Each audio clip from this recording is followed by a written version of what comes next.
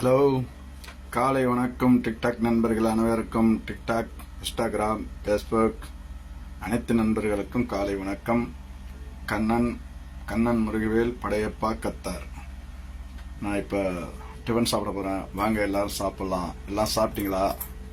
நல்லா சாப்பிடுங்க, நல்லா இருங்க, சரிங்களா? நான் இன்னைக்கு பீட்ரூட் இட்லி பண்ணுறேங்க. பீட்ரூட் இட்லி, சாம்பார், வேர்க்கடலை சட்னி. பாருங்க, இதான் பீட்ரூட் இட்லி, சாம்பார், வேர்க்கடலை சட்னி. ஒரு நாளைக்கு வேர்க்கடலை சட்னி, சாம்பார், ஒரு நாளைக்கு கேரட் இட்லி, ஒரு நாளைக்கு முருங்கைக்கீரை இட்லி. அப்படி சூப்பராக பண்ணி சாப்பிட்டா உடம்புக்கு நல்லது, எழுத்துக்கு நல்லது நண்பர்களே, சரிங்களா? ஒரு நாளைக்கு கொத்தமல்லி கீரை வாங்கிட்டு வந்து அதை நல்லா வேகப்பட்டு அரைச்சி பேஸ்ட் மாரி அரைச்சி ஊற்றி சுட்டா அது கொத்தமல்லி இட்லி.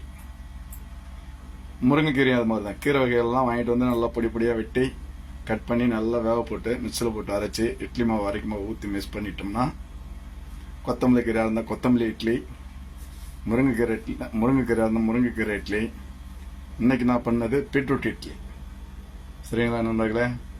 எப்படி இருக்கு பார்த்துட்டு இது யாருக்கெல்லாம் பிடிக்கும் பார்த்துட்டு கமெண்ட் பண்ணுங்க, லைக் பண்ணுங்க.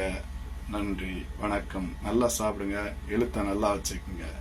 அதுமாரி ஊரில் இருக்க உங்க மனைவி பிள்ளைங்களுக்கும் இது போல நல்லா செஞ்சு கொடுக்க சொல்லுங்க. கீரை வகைகள் உடம்புல வந்து நார்ச்சத்து அதிகம் சேர்ந்தாதான் உடம்புல எந்த நோயும் இருக்காதான். அப்பெல்லாம் பார்க்கும்போது இப்பதான் வந்து நிறைய நோய்கள், சக்கரைங்கிறாங்க, சுகருங்கிறாங்க, ப்ரெஷருங்கிறாங்க, என்னென்னமோ சொல்லிக்கிட்டு போயிட்டு இருக்காங்க, கிட்னி ஃபால்ட்டுங்கிறாங்க.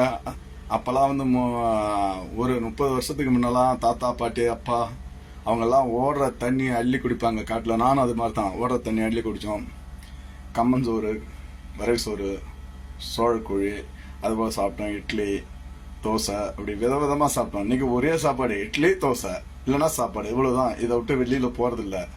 மாதிரி சாப்பாடு மாற்றி மாற்றி சாப்பிடணும். அது மாதிரி இது கேவரு பவுடர் வாங்கிட்டு வந்து அதை மிக்ஸ் பண்ணி சாப்பிட்டா கேவரு இட்லி, கேவரு தோசை சூப்பராக இருக்கும். உடம்புக்கு எழுத்துக்கு தேவையானது. செலவு எல்லாம் ஒன்று தான். ஏன்னா இது கொஞ்சம் சேர்க்கும் போது இது கொஞ்சம் குறையும். சரிங்களா நண்பர்களே?